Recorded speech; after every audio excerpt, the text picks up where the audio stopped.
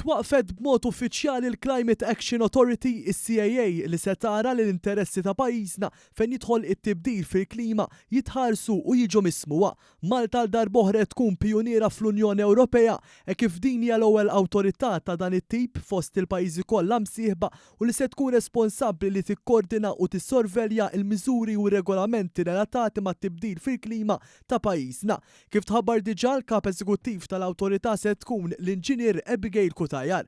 Waqt it-tnedija tnejn filgħodu l-Prim Ministru Robert Abela saħaq kif it-tibdil fil-klima hija sfida ewlenija li rridu nindirizzawha bħala poplu maqut, kulħadd flimkien fil-livelli u fis-setturi kollha. Fil-fatt tenna li ma nagħmlu xejn mhijiex għażla. Il-parti tagħna se nagħmluha u se nagħmluha sew ukoll għalhekk qegħdin hawnhekk biex nimbuttaw politika li tħares il-futur vera. Għaliex kif għadt is-sena l-għaddiet fl-Unga, we can and we will get the future right. Iżda li trid ukoll li ttejjeb ħajjitna tal-lum il-ġurnata. Politika ambjentali u aktar ġusta għaliex konxi mir-realtajiet, illum dan il-pass ieħor fundamentali li qed naħduh b'konvinzjoni li għada għandu ikun aħjar u għalhekk li nieħdu d-deċiżjonijiet.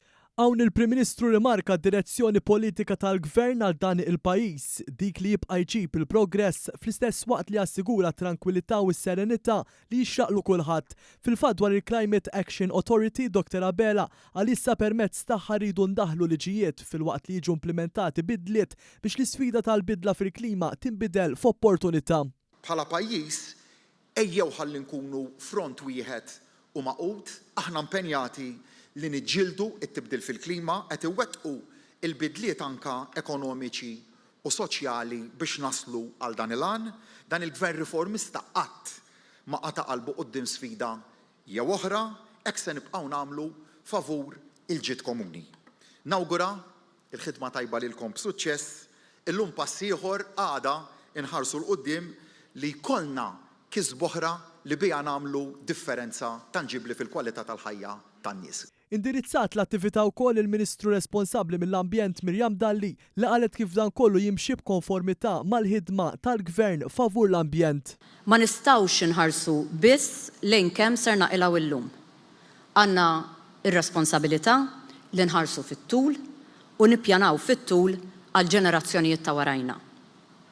Ifisser li hemm prattiċi li rridu nbidlu li jekk ikunu ambizzjużi, nemmen li mhux bil-fors ikunu ta' xkil. Il-Ministru Dalli qalet kif l-aħħar stħarriġ mill-Kummissjoni Ewropea wera li Malta għandha l-inqas emissjonijiet ras għal ras meta mqabbel mal-pajjiżi kollha tal-Unjoni Ewropea.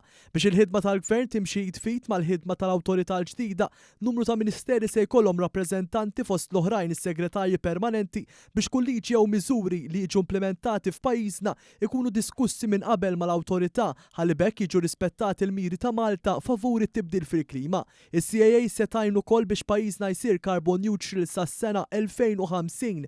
L-awtorità hija waħda regolatorja, allura wara li jkun ikkonfermat li jkun sar ksur ċar ta' liġi, din tista' timponi penali amministrattivi fuq individwi jew entitajiet. Sa dan it-tant uħud mir-responsabbiltajiet ewlenin tagħha se jkunu li tqajjem kuxjenza u toħloq aktar għarfien fost il-pubbliku u timplementa qafas legali tfassal u toħloq liġijiet nazzjonali u internazzjonali biex tindirizza din l-isfida. Waqt it-tnedija li ppreżenti għalija kien hemm numru ta' rappreżentanti minn entitajiet Ministeri u msieħba soċjali tkellmu numru ta' tfal li qalu xi jridu fil-futur f'dan il-pajjiż u fid-dinja.